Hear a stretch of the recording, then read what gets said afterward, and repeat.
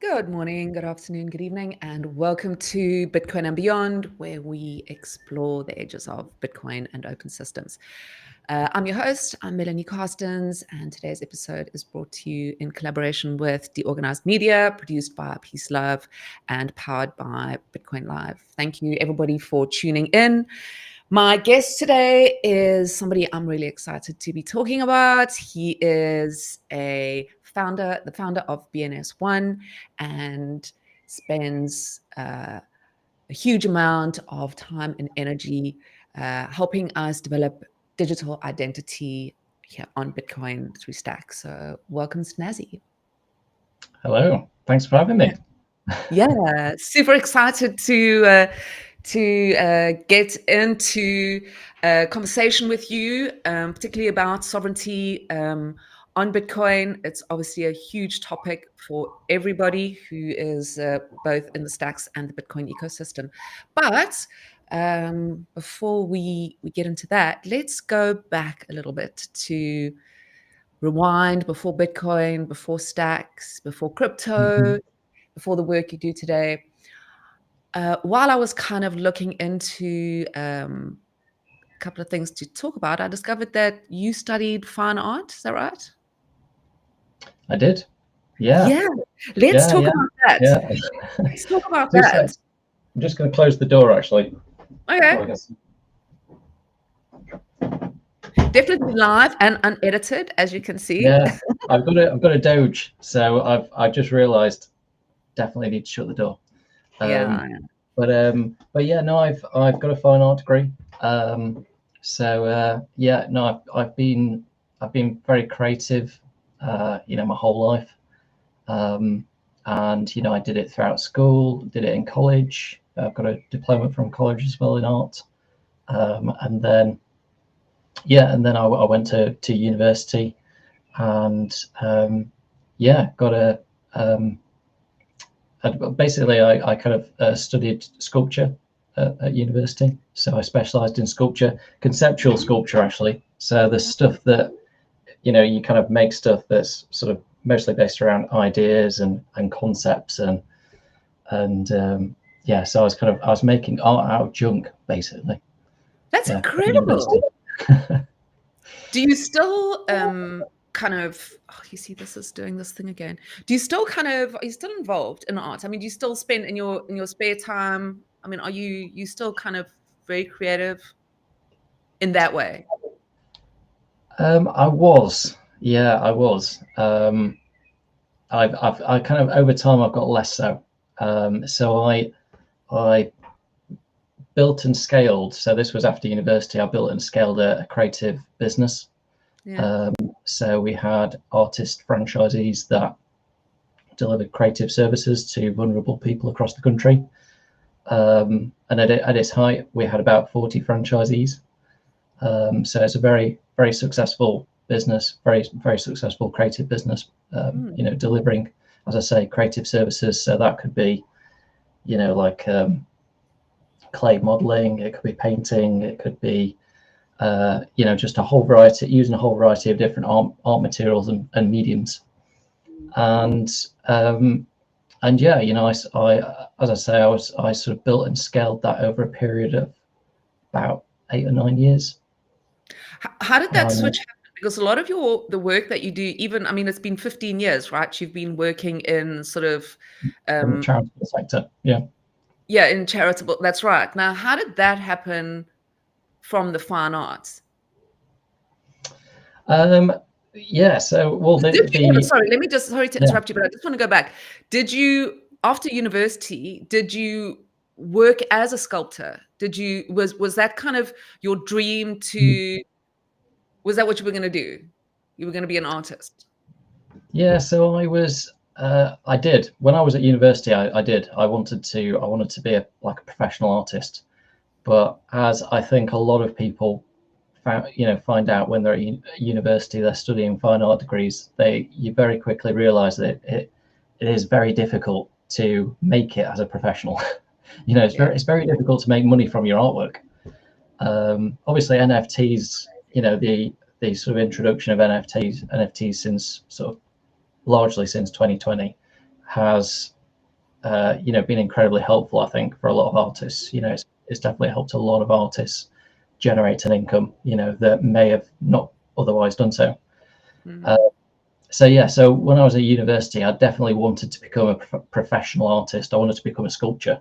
I looked up to people like Damien Hirst, Jeff Koons, Anish Kapoor, these amazing artists that have built these amazing sculptures and things, and but they're also kind of businessmen at the same time as well. That's also a key thing, and it's also been a key part of my life as well, is that I've wanted to create and generate art, but at the same time also turn it into a business. And that's kind of where the business that I ended up starting sort of came from, and expanded into a business. Okay, all right. Okay, so you kind of had this thought, okay, I'm at varsity, I've studied fine arts, very difficult to kind of make that a reality of me. The struggling artist is literally where every artist ends up. It's like a top, few. I mean, in real life, I work in fine art, so I'm very aware of what it's like. So, okay, so then you had this thing, okay, we're going to take art, we're going to turn it into business. How did the charitable side of things start? Because that's been a lifelong journey since you began working, right? I mean, because I've always been interested in making an impact on people's lives, and so that kind of came into play when I was because I was a support worker for people with learning disabilities for 2 years, for a period of 2 years. So this was before the business, before I started the business, and it was one of the chaps that I supported. He loved to do arts and crafts, so he was really stimulated by that activity, and I just thought, maybe this is something that could be turned into some sort of business. But at the same time, I know that I'm making a difference to people's lives here as well, which was something that I was really interested and passionate in. And I just thought, okay, I'll just start contacting some care homes, some learning disability services, and it just went from there. And I very quickly built up the business myself. So I was delivering the creative services in the first instance, and then I brought sort of around 2.5 years into it. I then started bringing franchisees on, and built it into a nationwide business that was also making an incredible impact on people's lives. We were reaching about 2,000 people a month. Wow. So we reached a lot of people. We were delivering around 350 creative services each month as well. So 40 artists, 350 sort of creative services, creative sessions, and about 2,000 people each month were impacted by our services. It was really incredible, and it's still going today, but it's a bit of a shadow of its former self, let's say. But it's still going, and it's still making an impact, still making a positive impact on people's lives. Yeah, it amazes me, how the value of art has such incredible value for society, and yet it's not valued. Monetary wise, it's sad. But anyway, have you? Yeah. So it is. I agree. Yeah, it is. It is. I agree. Yeah, and I, we can sort of talk about this a little bit later on, but I sort of think, the whole kind of creative pursuits, sort of artistic abilities, creative abilities, that are now kind of maybe coming into a bit of a conflict, let's say, and question because of AI. I kind of think things are just going to come full circle. So whereas obviously, kind of culture and arts and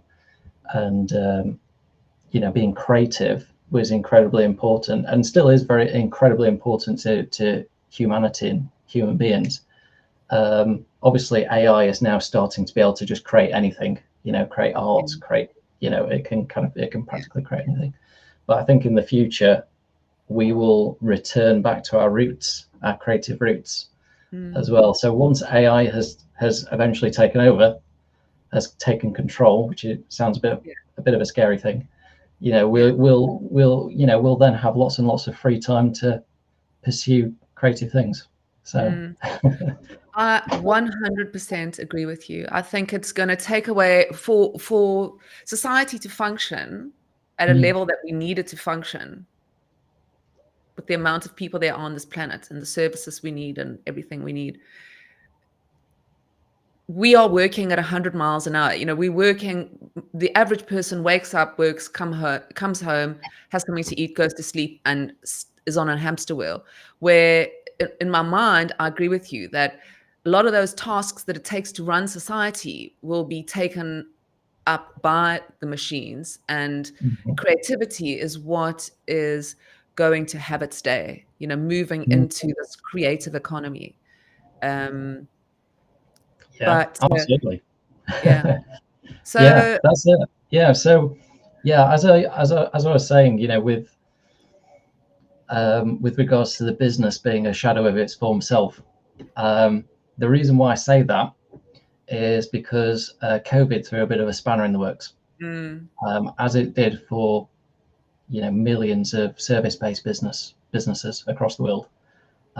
You know, because obviously the whole world went into lockdown. The UK was just the same, and the care sector in particular in the UK was in lockdown for a period of 2 years. So it was, yeah, it was an incredibly tough time.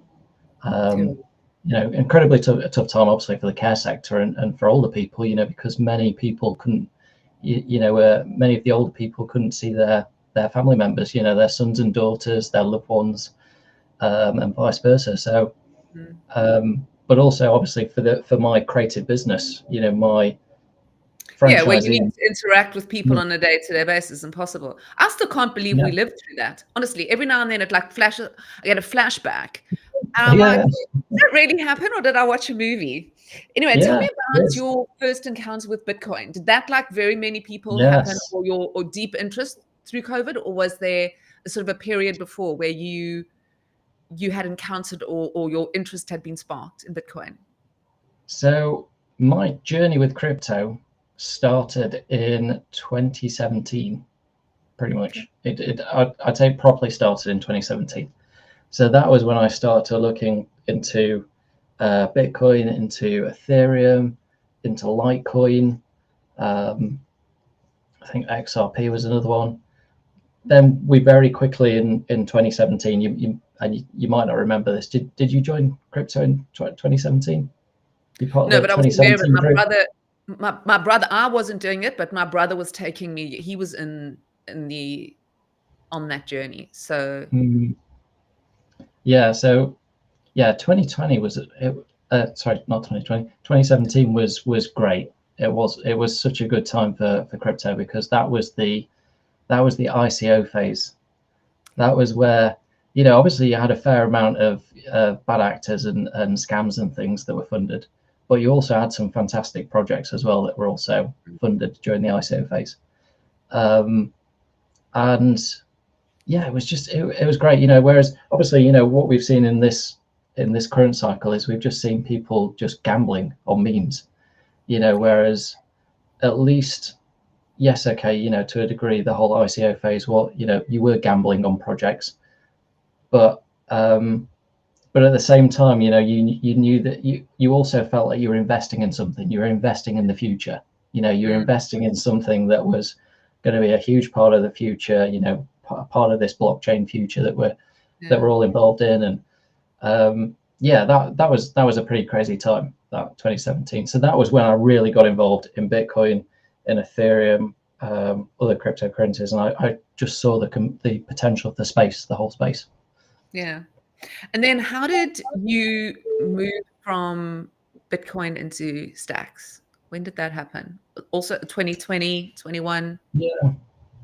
So probably it was probably around 2022, I think. Probably around 2022. So yeah, what's that, like the very tail end of that cycle, if you like. We're going into, I guess, probably going going towards the bear market at that point. So that was when I sort of properly discovered Stacks. The fact that it's a Bitcoin L2. Then I very quickly looked into BNS, and I think BNS is probably one of the first touch points actually in the Stacks ecosystem. When people enter the Stacks ecosystem, obviously they'll have their Xverse or Leather wallet, but then they'll also be thinking, okay, can I have a human readable name, behind this address? And so as I say, it's one of the first things I think that new entrants to the Stacks ecosystem see. I think also BNS. the ENS is such a huge thing. It kind of specifically, prior to 2020, in the earlier, because ENS had a day, it really went through a huge kind of, I don't know, it was like everybody wanted to have, I don't even know how many I got, It did. So I think when you kind of then move over to, because that's kind of everybody's journey, right? It's like Bitcoin, Ethereum, Bitcoin Stacks. Yeah. It's I mean, Ethereum. I at the moment at the moment my thoughts on Ethereum is that it's probably kind of had its day. To be honest, it had its day in the sun, and I kind of feel like Bitcoin is going to completely just outlast everything. As we've seen, since 2020, even when you joined, there's been a lot of fads and trends that have come and gone, and projects that we perhaps thought were going to be really big, and they've just kind of ended up being, pretty much dead chains. So I don't necessarily think that of Ethereum, but I think that it's had its heyday for sure. And ENS as well, actually, to be honest. I have that, it's kind of, I think I was also a little bit, I was interested in a lot of the currencies because I found the entire idea interesting, of what we were doing. But I've realized very quickly that I'm very like blinkers on Bitcoin Stacks. I struggle even with other L2s, to be honest with you. As much as I'm open to them. Pardon? It makes complete sense. Yeah. It's a very, I think is quite, compared to other projects in the crypto space, in the sort of the whole crypto ecosystem, the Bitcoin and Stacks, I think is pretty straightforward to understand. Stacks is anchored to Bitcoin. Bitcoin doesn't have that programmability, and Stacks is that sort of program layer. Stacks is like the application layer for Bitcoin, because Bitcoin doesn't have that capability. That's it. Literally, like that is pretty, straightforward to understand.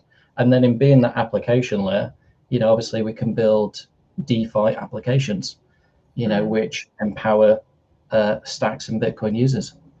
People always say when there's a good idea, often you'll think to yourself, why hasn't anybody thought of that before?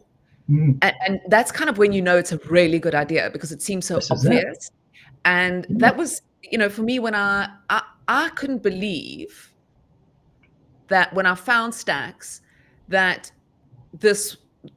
you could do this. And I remember telling every single person that I knew, listen, this is like the biggest thing, and I don't understand why people are not, so I mean, Muneeb was so ahead of his time, with this idea. And the fact that nobody else saw it was very peculiar to me, and thank you to Ordinals, really, that brought all that attention over to the idea that you could, Bitcoin could be exciting, and more than just a store of value. Let's talk about BNS For people Mm. who actually, yeah, I kind of, you were saying that it seems very obvious to you when you kind of Mm. you're gonna, you need some sort of an identity, right? We have it with everything. We have our we're so used to it as a people. You know, you're at this. You know, everything has a Mhm. handle or Mhm. a username, or this is obviously so much more than that. So why don't you take us through it for people who are listening in, who are Mhm. interested in BNS and who've never heard of it before? Tell us what it Mm. is. Yeah, so BNS, Bitcoin name system, and it was BNS was in essence the beginning of Stacks. So when Manib and Ryan Shea started Blockstack, which was rebranded to Stacks, it was literally all about BNS. It was all about the Bitcoin name system, Yeah. and this was in 2014. That's So actually a so great story. Do you want to are you going to take us through that story? Because I love yeah.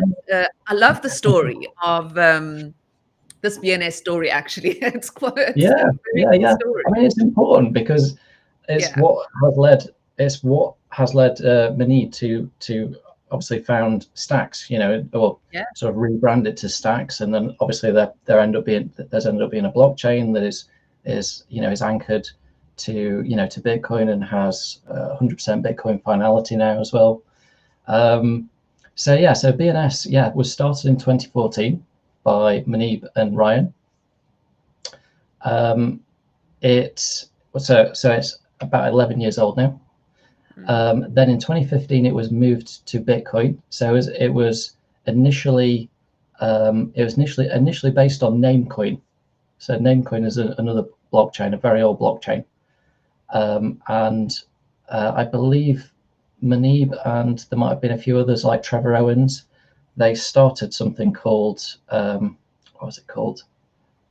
Uh, I think it was One Name or One App. I'm Yes. trying the Well, name's gone out of yeah. my head. But yeah, so that was the Didn't they first sort of they burned application. 40, Yeah, 40 Bitcoin. They burned 40 Bitcoin. they did. Yeah, burnt 40 Bitcoin. So that was in 2015. Yeah, to actually put it on the Bitcoin blockchain. Yeah, 40 Bitcoin. Yeah, which is Right. crazy. Yeah. Millions of dollars, basically. But yeah, and then it was 5 years later. So ENS was created in 2015, I believe. BNS created in 2015. I might have got some of my dates wrong here, but yeah, so it was 2019. Yes, 2019. It's 2019. 2019 when BNS moved to Stacks and when Blockstack was rebranded to Stacks. Mm. So yeah, so BNS has been on Stacks for oh no, sorry, it might be 2020. Sorry, it was 2020 when BNS moved to Stacks. So it was June 2020. No, June 2021. There we go. Get my. And Ruby's the This first is the thing ever. about COVID is that 2020 and 2021 are a complete blur to me now. It's Um, one period. It's COVID. yeah, yeah, It's not a year. It's just called COVID. blurring years. Yeah, I don't even know what happened. Um, so yeah, So BNS was moved to Stacks in June 2021. So yeah, so it's been on the Stacks blockchain, and it was written as a smart contract. Yeah, June 2021. So whatever that is. Yeah, 4 years now, nearly 4 years. Mm. What So does it mean? yeah. What does it mean to have a BNS? What does it mean to have a .btc? You've got a wallet. It's a string Mhm. of numbers. So that's kind of, so this is what happens. You open a wallet, your Bitcoin wallet on Stacks. Obviously, you have your long string of numbers. That's your wallet address, and you can purchase a .btc, and you can use that instead Mhm. of your long string. But now that obviously means so much more than that. Take us through what this means. What is it? Why would you want a .btc? Well, the most obvious reason to have a BNS name is to be able to receive stacks or other tokens and Bitcoin to that human readable address. So instead of copying your stacks address, your long sort of string of characters and numbers, you can just simply copy and paste your BNS name, and basically, and someone can copy and paste the BNS name into their wallet and then send you stacks Bitcoin or other tokens to that address. So the address in Leather will instantly come up. So if you've ever tried it, if you've ever tried to send anyone any tokens to their BNS name, there you'll see like their address come up at the bottom. So yeah, so that's the first, I guess, the first use case of BNS. The second kind of use case for BNS is it has to do with the zone file.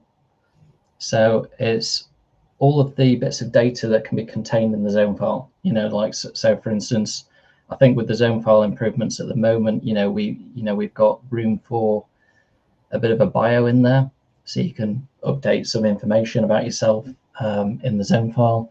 I didn't know that. What is a zone Yeah. file? What is a zone file? What even is that? Yeah. I've So seen it when I got my address, and it was like get a zone file. And I was like, I just thought, okay, well, I'm just clicking on buttons. You wonder why my wallet was hacked. No, I've been very careful. What is yeah. that?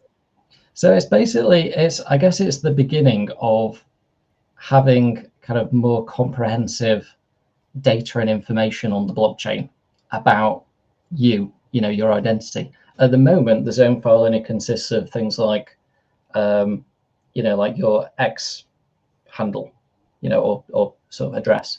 There's the Nostra address that can be added there. There's a Bitcoin address that can be added as well. And that's important as well. If you are sending Bitcoin to your BNS name, you need to have that Bitcoin address in there in your zone file.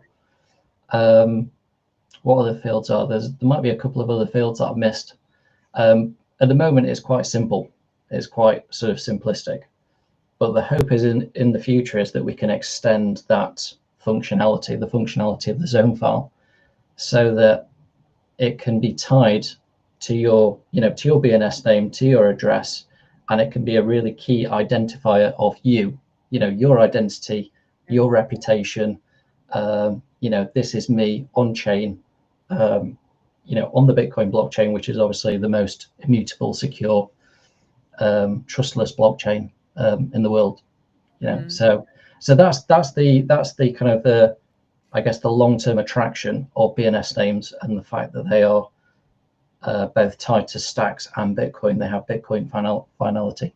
But the zone files are at the moment quite sort of a simplistic kind of sort of list of data as to who you are, who Mel is.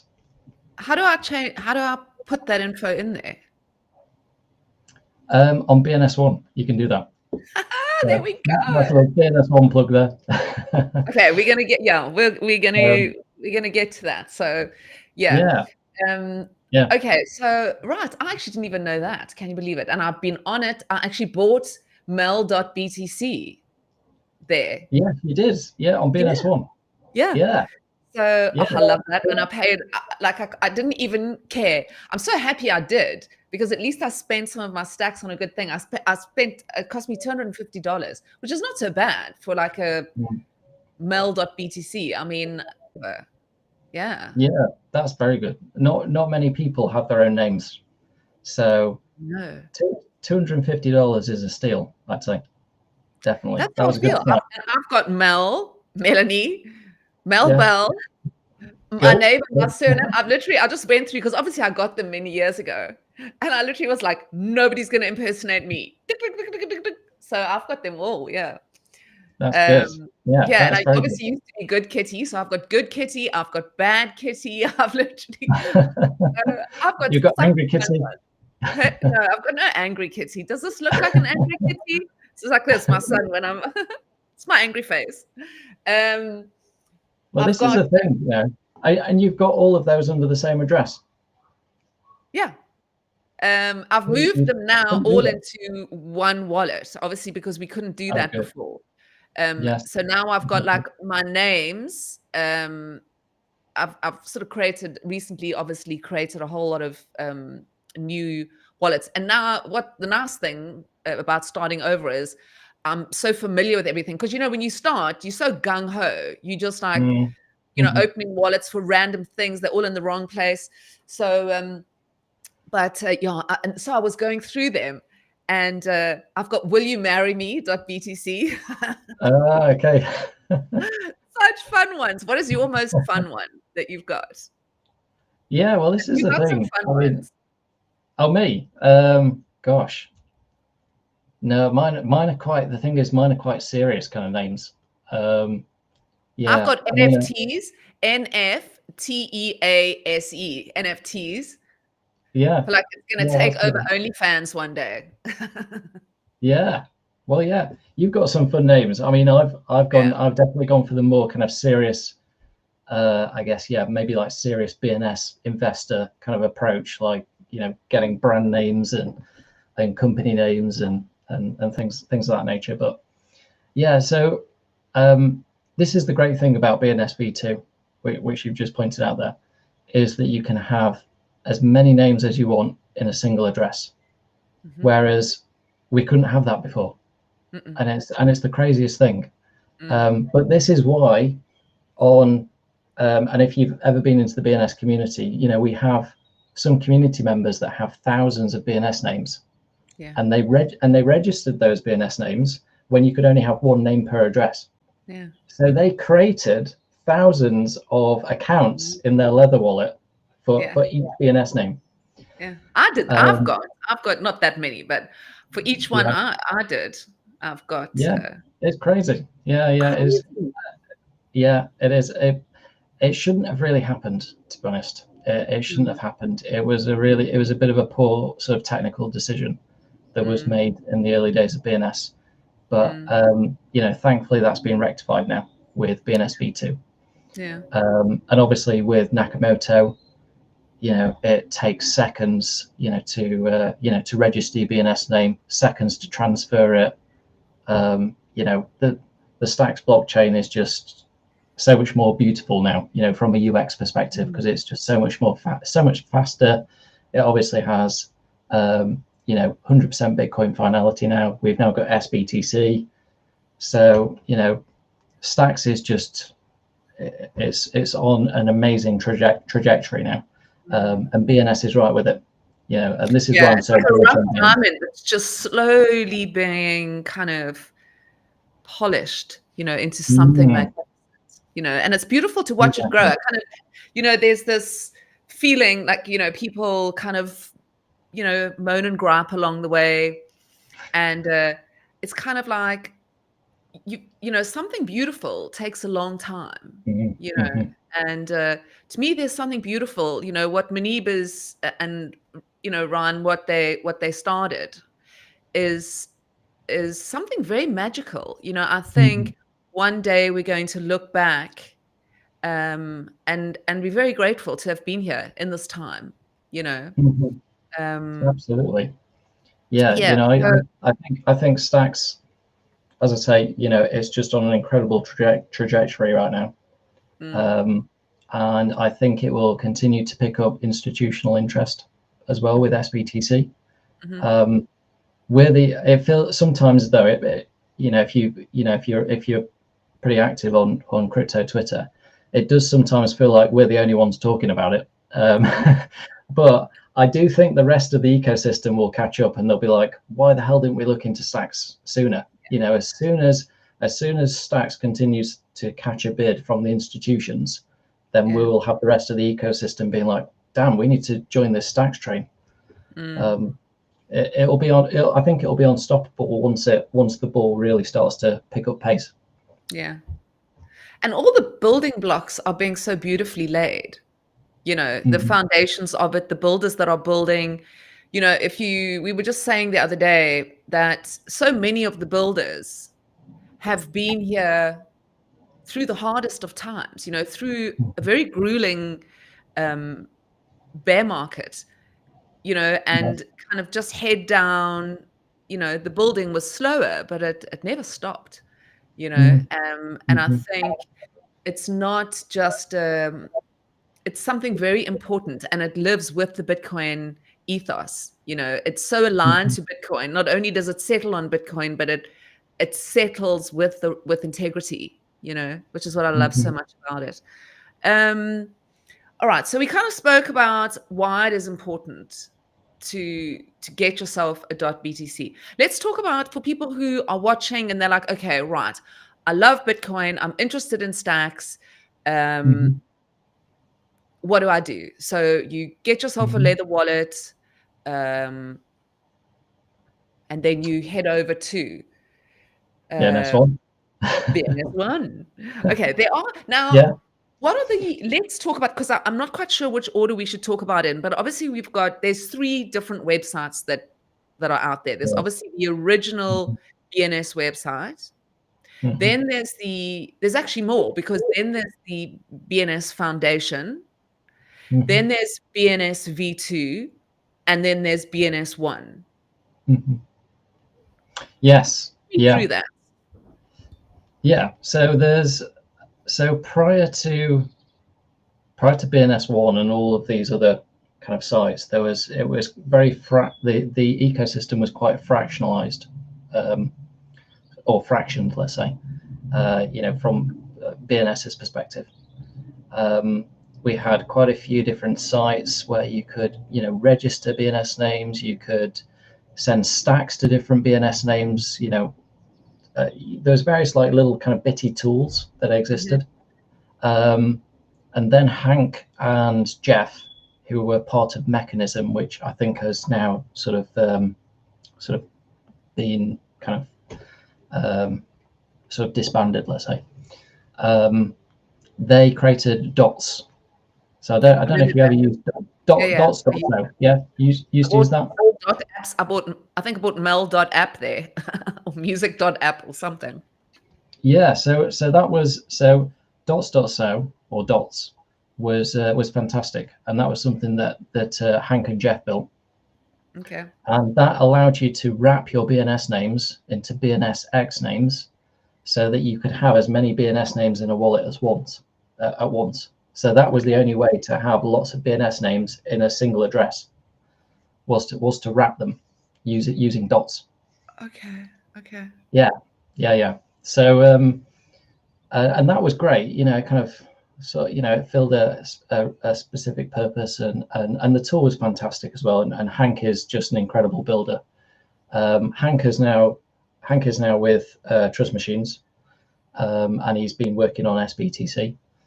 And I think there was maybe 1 or 2 kind of things that went a little bit wrong. There was a few bugs and stuff with Dots. So there was a period of time that the BNS community were without like a reliable platform that they could use. And it was during that period of time that we had D grants, of which you were one of the stewards. I'm including myself as well. Yes. And it was during that period, during the early phase of that program, where I was like, okay, maybe this is the opportunity now to build the platform that the BNS community wants and needs. Because I'm, being a key part of the BNS community since, I think since summer of 22. I felt like I was for a minute. Sorry to interrupt you. I just we'll come back to this, because it is something I wanted to ask you. How did that happen? Like, how did you? We missed that kind of out. So, you now have found stacks. You're in stacks. A light bulb goes off, and you're like, "Oh my god!" Owning your digital identity is like obviously the future. How did you end up such an important part of the BNS community? Such an important community member. Yeah, that whole question is quite a big question, because but I mean the BNS community, the BNS community started I believe kind of late summer 2022, and it was founded by George Grant. So George might be watching this. Yes. Hi George. George Grant. Yeah, you know George. And by a few of the other guys as well. So Almost, and I think there might be 1 or 2 others. Obviously, George, almost, myself, 3, and JS, we're all part of the core team of the BNS community. So we're the 5 guys that are part of the core team of the BNS community, listening to the BNS community, discussing things with them, in terms of what they'd like to see, improvements that could be made, keeping them updated as to the latest things going on with BNS. So that was created late summer 2022. The Discord appeared very quickly.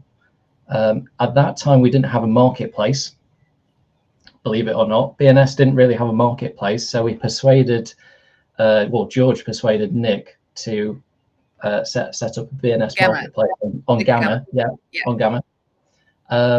So that happened, I believe, in October 22. And then just things took off. I mean, there's been about 1.5 million stacks in trading volume on Gamma. Wow. Yeah. So that was with the BNS legacy, obviously, because BNS V2 is quite recent. Yeah. So that equates to, I think it equates to around $700,000-800,000. Yeah, in sales in terms of value. Amazing. I believe in the very early days of the Discord of the BNS community, we did around 100 ETH in trading volume. So we traded with Ethereum. Really? We traded with Ethereum for the BNS names initially. On the Discord, right? Because wasn't it trading? Because I think I was in that Discord. I think I might still be. I just had to get out of Discord because it just got so overwhelming. Like all the communities and it got to a point where I remember one day Brett from Gamma, I don't know, I took a screen grab. I was trying to show him something. So I took a screen grab, but you could see my whole Discord. Or no, my Discord was behind. And then you could see there was like, I don't know, 1,000 something unread messages. And Brett was like, okay, I'm having a panic attack just thinking about all those messages that are unread. It was just like too much.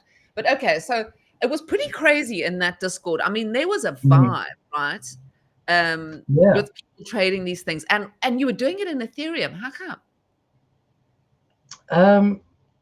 Why did we do that? I think it was for ease. To be honest, I know it doesn't. You'd think, why wouldn't you trade in stacks? But I think it was both for ease and because a few of the core members at the time had come from Ethereum. So George initially he had come from the Ethereum ecosystem. Okay. I believe he's still part of the Ethereum ecosystem, but he had predominantly he was from the Ethereum ecosystem initially. So okay. I think that was one of the main reasons, why we used Ethereum. But it was all done escrow. So we traded BNS names via escrow, or via George and a couple of other people. I sold, regrettably, one of my 3 digits to George in the early days. Oh no. Yeah. So, that was great. 100. It was about 100 ETH, which I think equated. I think around that time, pretty much did equate to around 100. It was somewhere between $100,000 to $150,000. Yeah. Just trading in the Discord. Yeah, just in Discord. Yeah. Brilliant. Yeah. I mean, can you imagine? I think about that now. In the future, that's never going to happen. These are amazing, amazing times. And, the things where you could do that, where you could just say, right, let's just gung-ho trade in Discord, fantastic. That's it. Well, yeah, as I say, there was no marketplace, and there was this real demand for BNS names. Like people were like, we want all of the digits, we want all of the 3Ds, the 4Ds, and I was one of the first people, to sell my 3-digit. I believe it was to George. But yeah, no, it was great. What was it? Can you say what it was? Was it a goodie? Can you remember? What was it? I'll never sell mine. My mel.btc. I sold a few. I sold like 1-to-1. I sold 1-to-1. Oh my gosh! I sold 1-to-1. I sold 247, so 24/7. I believe I sold that one as well. I sold some really good ones. I don't know Wow. why. I don't know why, Mel. I know, but um, it's like with anything, isn't it? It's like, what was I thinking? Because it's just part of the fun. I think at the time, you're going to say to people, somebody was saying to me the other day, she used to, because in Berlin, you could just like cruise, there were bars and stuff and burger joints where you mm, could spend your Bitcoin. And mhm. she was like, spending like going out and spending like 10 Bitcoin a night, on burgers and Yeah, beers for you and your friends. And it's like, she was like, what the really. hell? Yeah. Yeah, So this it's is that it. same time. You kind of in this time where, everybody's doing it, it's fun, doesn't seem like there's suddenly one day, you're kind of not thinking too far. I think the Mm, longer you are in crypto, the more kind of foresight you have, or the more you realize, because you've seen it happen. You've mhm. seen the graphs kind of go on an upward, if you pull back, it's That's all it. going up. Yeah, yeah. Well, I mean, Bitcoin is digital gold, Hmm. so it's got real scarcity, Mm, and that's why with increased demand and sort of in a sense, due to its scarcity, diminished supply, it hmm. increases in value. Yeah. So, at the time where you're like, oh yeah, I could use my Bitcoin to pay for this coffee. At the time it feels like a good idea, but then you regret it like 5 years later because you're like, Crazy. damn, that coffee cost me about like $1,000. It's like spending, there's this kind of, and this is to me where I think people are going to start. This is where Stack steps in and becomes so important because, you know, I mean, I've spent Bitcoin on groceries, because our Mhm, biggest grocery store, um, it was like all the thing, you could buy your groceries with Bitcoin. mhm, And I remember like about say 3 or 4 times I went into the store and I bought my groceries with Bitcoin. And I mean, now I think to myself, what the hell? Who would yeah, spend their Bitcoin on groceries? And this is where Stacks is such a beautiful thing because you're still connected to Bitcoin. And I always think of mhm, it like Bitcoin being the gold and Stacks being the jeweler, mhm. because it's obviously bringing this beautiful thing to life and making it wearable and usable and whatever. So, Yeah, all right. So we exactly. would, Yeah. yeah. Yeah, that's a good Sorry. way to think about it. Yeah, yeah, definitely. Yeah, Mm, Stacks gives Bitcoin utility, broad mm, utility, let's say. mm, Ordinals have obviously, given Bitcoin, a degree of utility for sure. And ordinals are that's an amazing innovation. Um, but yeah, Stacks gives Bitcoin, like that that real utility. It enables Bitcoin to be able to be programmable, basically, and to be mm. used in DeFi. You know, so. I think like with everything, you have to pull out. You Mhm. that made me think of something else. God. You have to take a We're step talking about back. Bitcoin now. Crypto. Back to crypto. Okay. Um, you kind of have to take a step back and look at it and go, okay, um, each thing has its place. Bitcoin has its place. It doesn't serve everything. Anybody who thinks it's going to serve everything, needs to take a step back. You need, all the parts. Like, you think of beautiful things. A Mhm, clock has got different, the workings inside it. A car, that's mhm, how things are. They're all made up of many things. No man is an island. You could go on and on saying these things. So you mhm, kind of, they work so beautifully together. mhm, I think a lot of currencies out there, um, that are sort of not in the Bitcoin ecosystem are also going to mhm, serve purposes. You're not going to knock everything. There's going to be, and I think, you kind of, if you look at today, we don't just have the dollar. We mhm, have many currencies, and those serve countries. I think mhm, we're still going to have many currencies. They're going to just serve different things rather than different mhm. countries. You know, and Absolutely. I think, yeah, and I think with ordinals and stacks, and NFTs, and Bitcoin, these things at some point are all cogs that are going to come together. Because we're still busy building it, we're inside the house at the moment, and we're still building the kitchen and plastering the walls. We kind of, we can't, we're not standing back and going like, oh my God, look at this, Um, Yeah. so, I think and even if you look at art, with ordinals, that is kind of, I always think that would be like your Christie's or your Mm. Sotheby's. You're not going to put an art print Mhm. on ordinals, or Yeah. you're not going to scan in, tear out a picture of the Mona Lisa out of a magazine and then put it on ordinals and go like, oh, this is Mm. worth like a gazillion dollars, because it's obviously not. But I think when you look at how stacks work, that serves a Mm. person, an incredible purpose in the art world. When it Mhm. comes to NFTs, when it comes to stacks, and even the kind of provenance that you can get with NFTs. So, I Mhm. think all of the things that are happening in the Bitcoin ecosystem all serve these beautiful purposes that one day are going to unfold, you know. Mhm. But all right, so talking about that, let's talk about the evolution of BNS. Yeah. Or you were actually talking about, do you want to take, we were talking about all the websites and all these different things, and they're all kind of coming Mm. together. So where are we? Yeah. Is there, Yeah. So BNS One, yeah, I obviously came out of D grants, and yeah, I think with BNS One, I think kind of lots of things came together, or had to cut. I think lots of things had to come together for BNS One to exist.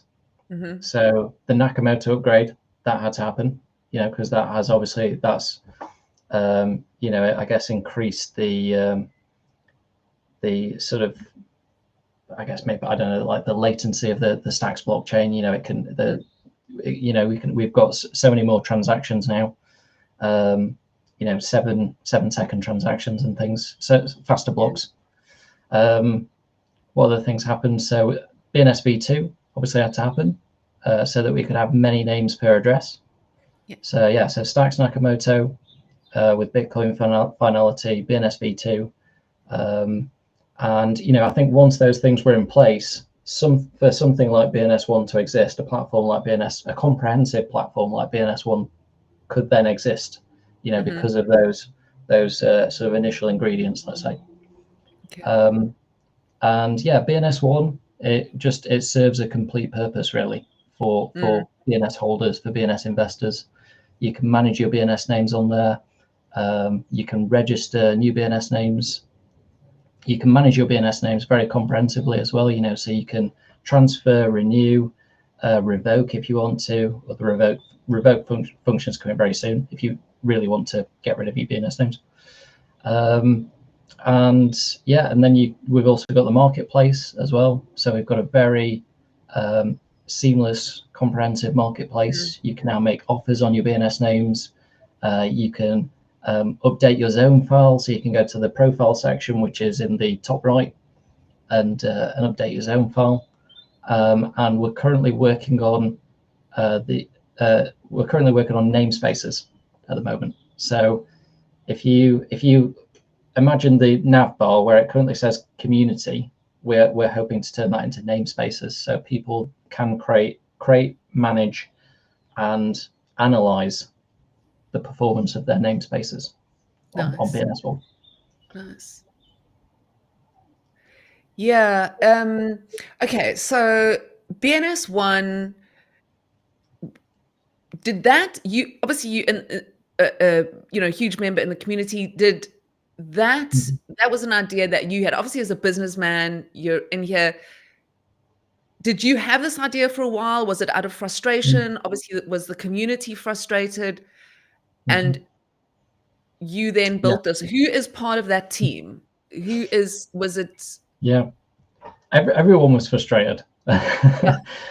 Yeah, because I think, as I say, with this sort of sort of this fractioning of all these different tools, these little bitty tools and things that we had with BNS Legacy. I think the whole community was quite frustrated, and also the fact that we didn't have a dedicated marketplace. So obviously, we have, Gamma was great. I guess it's sort of fulfilled a purpose for sure. Absolutely fulfilled a purpose. With 1.5 million stacks in sales to date. But it wasn't sort of dedicated. It wasn't dedicated to BNS, and it didn't, I think, fulfill all of the functions that the BNS community wanted, which is what we've implemented in BNS One. So yeah, there was definitely some initial frustrations for sure from the community, from myself. Yeah, absolutely. As a businessman, I was, and as somebody that has built a business, and that's somebody that's worked in business development and business strategy for over 15 years in the charitable sector, is something that I looked at and I was like, okay, I think I need to fix this, because I need to, because if I don't do it, then no one will do it, basically. So I thought, okay, right, I need to do this. Or someone else will do it. Yeah, or eventually someone else will do it. Yeah, exactly. But because I was so in tune to the BNS community's needs, I thought, okay, right, I just need to do this. I just need to go for it, because it's been, as I say, I was part of the BNS community since summer 22, so it's 3 years. It's coming up to 3 years. So yeah, 2.5 years had gone by, and I was like, okay, right, we really needed like a dedicated platform for BNS, and I'm gonna have to build it because no one else is doing it. So yeah, so it was a frustration. It was a frustration, and I did ask if if developers wanted to join me, because I'm not a developer, I'm not a technical person. As I say, my expertise is in business, is in sales, marketing, and strategy and things. So I approached quite a few devs. Hero knows the full story about this, and I'm not going to go into it, but I approached a number of people. A lot of those people let me down. I actually remember this, because I was also part of this. Yes, I remember that. Yeah, and it was like a touch and go at the end. It was like, is this going to happen, or isn't this going to happen? Well, this is it. Yeah, Hero knows, if Hero's listening, he knows a lot of the frustrations that I had. I had quite a few devs that said they wanted to be part of it, and then a few weeks later they let me down, and I was like, oh my gosh, is this ever going to get off the ground?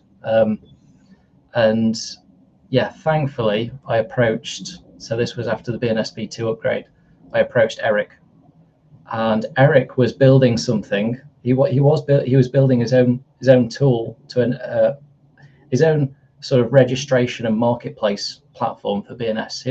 He was at the very beginnings of building that, and I approached Eric, and Eric loved it. He loved the idea. He loved all of the initial designs that were created. So this was by Rocky's team. Although I can, I'm very good on Figma myself from a product design perspective. And he was like, right, okay, I'm in. So Eric joined me.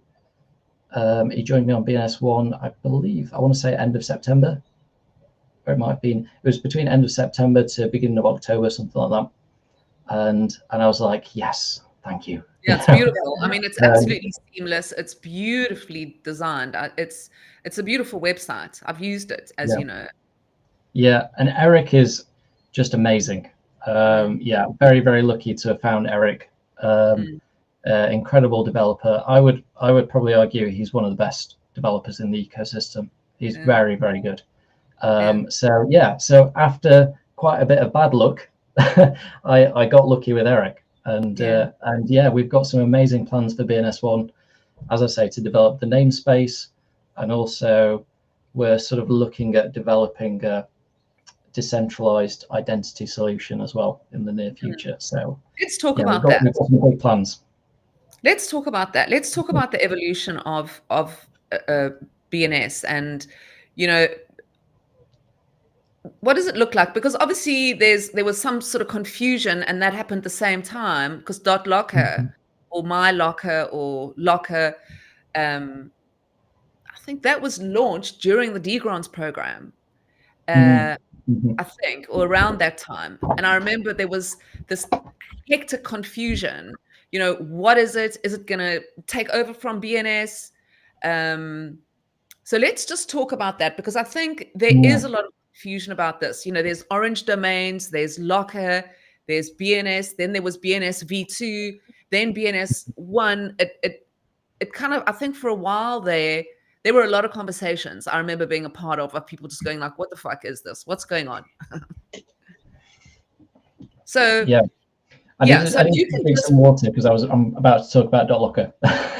yeah, exactly. It's like, whew, okay, everything's Yeah. okay, stay calm. So yeah, so I mean, yeah, so the premise behind DotLocker is, I completely understand it. I get it. It's all about onboarding people in the Web2 space. So people that are investing in the DotLocker, which is an actual sort of ICANN TLD, ICANN approved TLD, DotLocker. So you can have a domain that is a DotLocker domain. Onboarding those guys onto Web3. So I can understand the premise there. I can I can understand the fact that it would be, you would feel like it would be quite an easy thing. Okay, they're going to register Mel.locker, so surely Mel's going to want a Web3 name. That is exactly what I don't understand. It's like, yeah. So I can just why don't I just go and get a .com and have it mel.com, mel.btc? Why do I have to have a .locker? I still don't understand that, to be honest with you. Does anybody? Yeah, I think this has been the struggle. I think I'm trying to remember the conversion rate, but I believe it's somewhere around 20%, which is not bad. That conversion rate is not bad at all. Yeah, heroes. It is all part of life. Yeah, exactly. Exactly. Yeah, They will make sense. That is exactly it. It's all part of the journey. Yeah, as I was saying, yeah, with BNS One, you'll have, just like with any startup, when you're building a startup, you'll have pitfalls, and you'll fall down, and things will go wrong, but you've just got to get yourself back up, move on, and just continue. It's just life. But it's beautiful. Yeah. Like we were saying earlier, this is beautiful. It's like watching your baby learn to walk. You don't sit there crying because it's crawling. You celebrate it. And I think that is how we've got to look at this. As much as we can giggle and say, look, I do not understand what it is. I remember talking about many things, years ago, not understanding, then understanding, so yeah, you've got to persevere. Yeah. Yeah, you've got to persevere, and you've got to be resilient when building a startup. And yeah, I wasn't sure whether BNS One would get off the ground, but I persisted. I'm a persistent guy. So I persevered with it. But yeah, going back to DotLocker. So yeah, I think they've had about a 20% conversion rate. I believe, I swear I saw on Crypto Twitter the other day, I saw on their account that they've had around 10,000 DotLocker names that have been registered. Amazing. I think it's something like that. But I'm slightly kind of dubious as to whether they've had a 20% conversion rate on that, which would be 2,000. Wow. 2,000 people, maybe not 2,000 people, but maybe, I don't know, let's just say, on average they own 2 DotLocker names, so maybe 1,000 people, up to 1,000 people have then claimed their BNS name, and in order to do that, they'll have had to have installed Leather Wallet and things, and this, that, and the other. So yeah, I'm a little bit skeptical as to whether that's happened. It's tricky because the Web2 guys are very much, I think they're an older demographic, and I don't think that they fully understand Web3 and crypto. Whereas there's a slightly younger demographic, largely, I think, with Web3 and crypto, that completely get it. Completely get the whole premise behind Web3, and having control over your identity, over your personal information, and being able to, just being in control of that from a decentralized perspective rather than our current, our current setup, which is very much centralized with Web 2.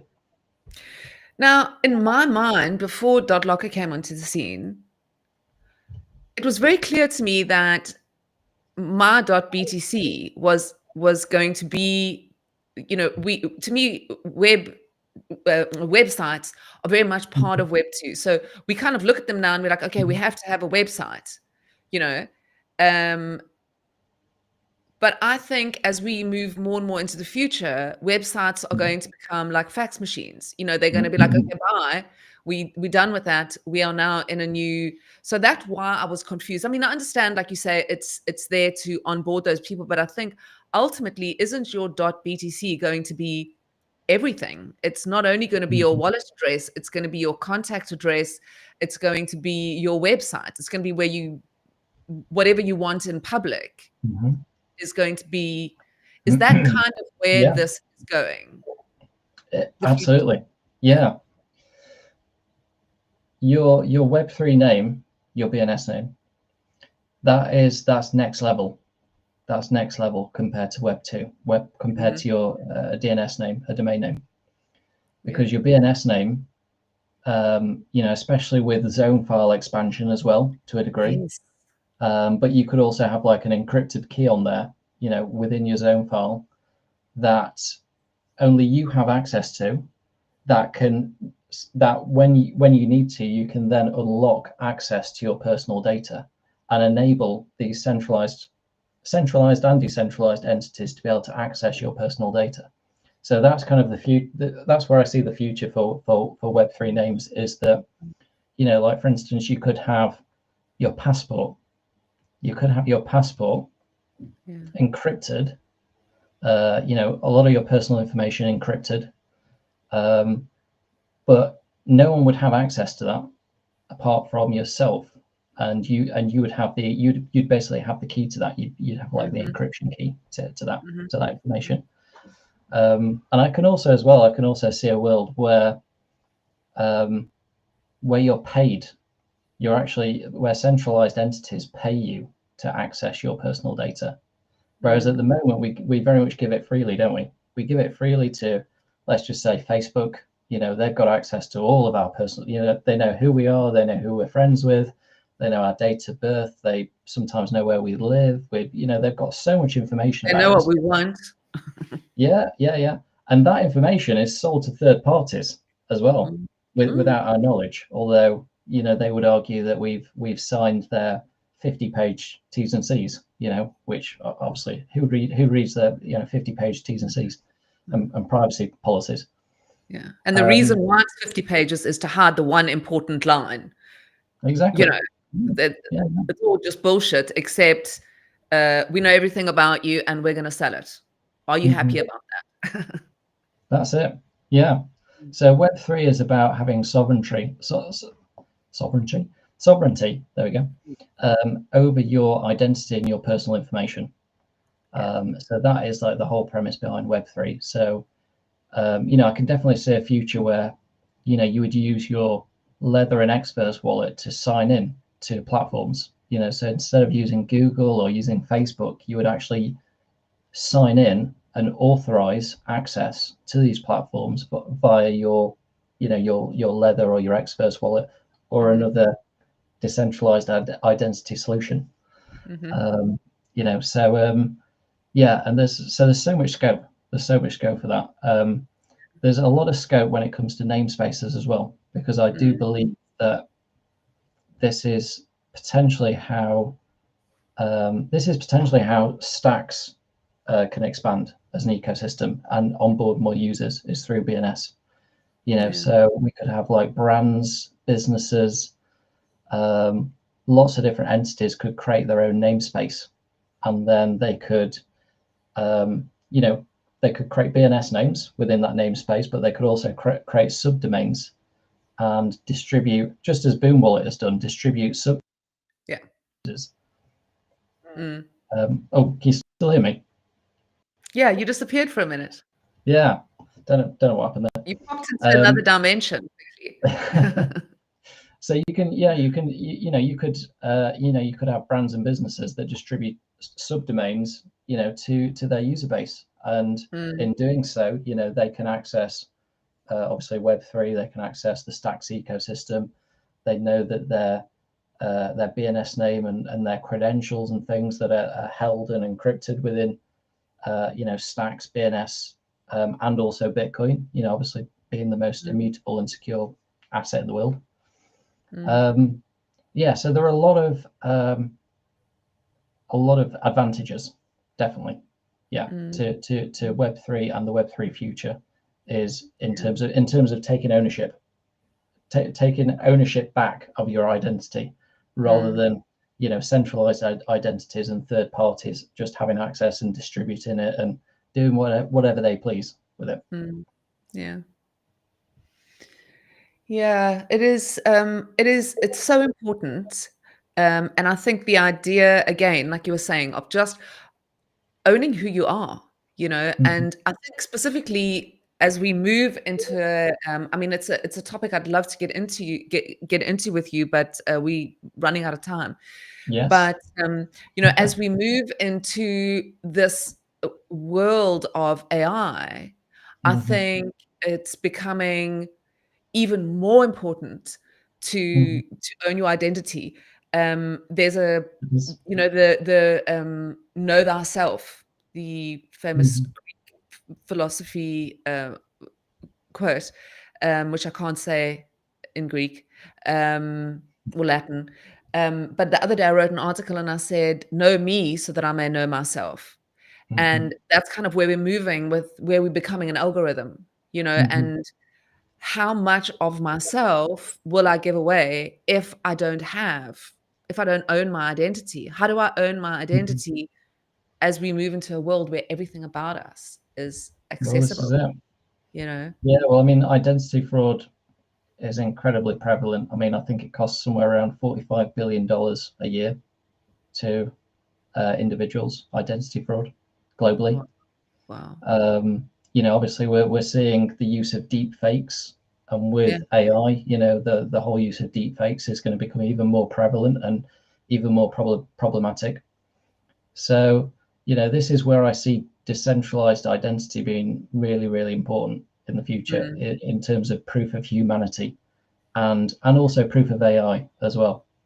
For instance, if you're a business and you have an AI agent that you've sort of taken on to do a specific task for you, you want to prove that is the actual AI agent that you're working with and not a bad actor.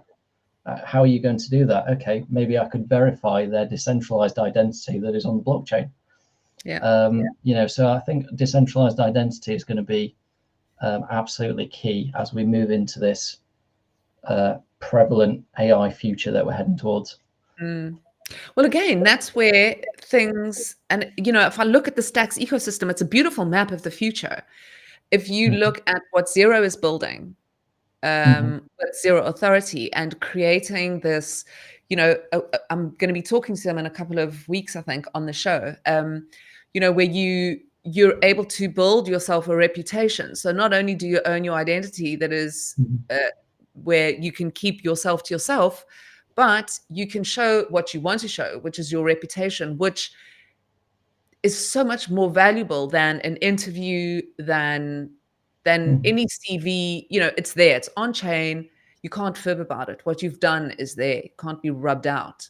And as we move into this AI time or future, that's why it's so important to kind of link all those things to that one name that is you. Exactly. Yeah, I think it's going to be incredibly important. It's something that just really excites me. Actually, it does really excite me. But AI, the prospect of AI, and the transformation that we're going to witness over the next 10 years is also quite scary as well. I think I don't think we fully understand what's going to happen with this. Like we're on the base of a parabolic curve, basically, because AI doubles every 6 months. Yeah. AI capability doubles every 6 months. Yeah. Mm. And then what happens when it doubles every 4 months, and then every 3 months, and it'll just get better and Then better. every 3 minutes. Yeah, and then we have quantum computers. Yeah, and it'll be like every day it gets better.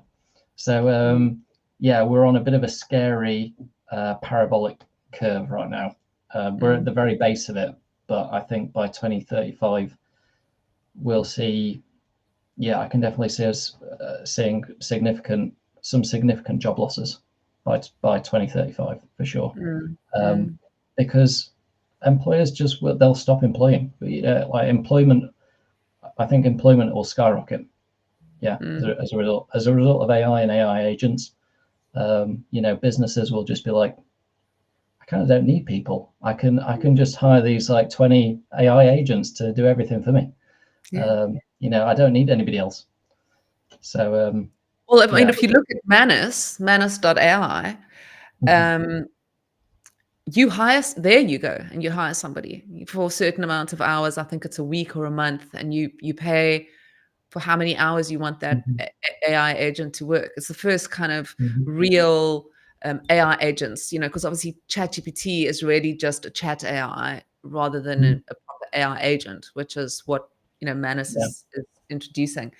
But yeah, I've been writing a lot about it lately, and the idea of I'll send them to you. The last one I wrote was an eternal consciousness, because you've got to ask with your, and again, this goes back to BNS and owning this place that is, you were talking about the key, having a key to what you want to release, because if you've given away, you think if you go back, I don't know, 10 years and you say to somebody, well, you're going to use your eye to open your phone, and people have got the phone on the desk that they're turning the numbers around, or the phone on the wall. You say, oh no, one day you're just going to pick up your phone and your eye's going to open it. People would just be like, okay, here's a hospital and here's a pill. And so I think if you sort of start looking at what's going to happen, we've given away that much of us, we're becoming an algorithm. Our consciousness is going to start living outside our bodies. And that gives you eternal life without a choice. Yeah, or with a choice. Yeah, I mean, I can definitely see a point in the not too distant future where, with the introduction of quantum computers, we have quantum simulations where we can, in essence, upload our consciousness into a simulation and live forever, basically. Yeah, absolutely. One day sending a consciousness is going to be sending an email. You're going to like sending an email. You're going to be able to send, and I've been saying this for years, the idea of sending your consciousness back and forward through time. People kind of talk about time. Oh, Mel's gone.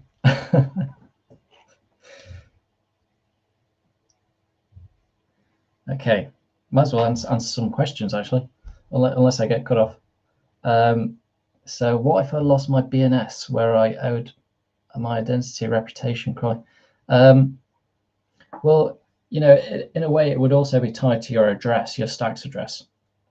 So not necessarily tied to your BNS name, but your BNS name would be your identifier, in essence. Yeah, Mel Melt. Hey, peace. I don't know what happened. I'm not sure where she just disappeared. She must be having technical difficulties. A great show, man. Great stuff. I thought I had a hard stop at 1:30, but apparently it was her. Yeah. Like literally. Yeah. No, yeah, I really didn't have a hard stop, but I mean, it seems like yeah. And now we got. I mean, I don't I don't mind. I didn't really have a hard stop, so I can continue going. But yeah, I was just answering some of the questions, actually, because Hero asked what if he lost his BNS. So yeah, as I was mentioning, that'd be tied to your Stacks address, really. Snazzy. And yeah, then, is there a plan for some kind of abstraction to be able to recover if you have? Is there any plans for that kind of thing? yeah, so like if you if you're, I mean, the thing is we're still sort of working this out because we are very early stage, me and Eric, with sort of working on some sort of decentralized identity solution, so we're sort of just sketching it out at the moment. But it would very much be tied to your address. So not necessarily your BNS name, more so your address, your like encryption key, let's say, to your personal information. So you might be able to get your wallet back, but you wouldn't necessarily be able to get your NFT back if it got transferred out of the wallet. Yeah, the thing is, I mean, it's an interesting question, but I would say that is incredibly rare because only you would be able to authorize that transfer of your BNS name. Your BNS name is not just going to be spontaneously transferred out of your wallet. So, but yeah, no, I see huge potential with regards to namespaces. So that's currently what we're working on at the moment in terms of, like, for instance, Meta could set up .meta, and then they could set up a few BNS names with regards to that, and then subdomains, and then they could, send those subdomains to their employees, and that could be part of their access to Meta's offices. Do I understand you correctly? You lost access to your HeroGamer.btc BNS? That's really? That was Hero actually had an issue like a couple weeks ago. Yeah. People need to be safe. That's number one. I just want to say, and even then, there's not a whole lot you can do. So, audit your situation, have your backup situations in order, and all of that stuff because it happens. And Hero had some of his devices stolen, so for a while he couldn't even access his X handle, his Discord. I don't even know if he's gotten access back to his Discord. I see. Okay. He had a really hard situation, so I'm assuming that this is related to that. I see. Yeah. Oh, that's a difficult thing. Well, yeah. I mean, if they've got access to Hero seed phrase, yeah, then that would mean that they would have access to the wallet and therefore NFTs, BNS names, and yeah, just be able to transfer those out. But obviously, if they don't have access to the seed phrase, then yeah. Oh, he's got access back to Discord, not Telegram. Okay. But yeah, I was getting well into AI. You know what? I could talk about AI for like hours. I love it. Yeah, it's what we're due to have you on again. You're always a pleasure. We're welcome. You have an open door anytime you want to come chat with us on any of our shows. We're glad to have you. I don't know what happened to Mel. Let me see if she messaged me. It was a good my laptop died. Yeah. All right, she's asking me to close the show. Yeah, her laptop died. Okay. Okay. Sorry, Mel. This has been an excellent episode. It was great, and always, this is just another little bit of the organized, the motif. It fits right in. Snazzy, thank you for joining today. It was a great conversation. She was I think she was really just getting ready to wrap it up anyway. So I don't think she had any more questions. She can also go. That's why we have a show though. We can all talk and talk and talk. So we'll have to have you on again. You definitely are a wealth of knowledge. I didn't realize all that you had been involved in the ecosystem. So I'm really glad that I get a chance to get access to all of that information. And that's really one of the strong points of what Mel brings to the table. Thank you guys so much. Good afternoon, good evening, and good night. As I forget how she closes out the show. I was going to try to do it like she does. But thank you for joining Bitcoin and Beyond. And Melanie will be back next Thursday with more awesome guests. And we will hope to see her on the morning show too. And she's a regular with us. Then, Snazzy, we love you. What's going on in BNS, BNS One, and all the cool stuff that you've been working on for our ecosystem. Thank you so much for what you do in our space, and we look forward to having you back again soon. Thank you guys all for tuning in today, and cheers, guys. we'll talk to you soon. Peace out.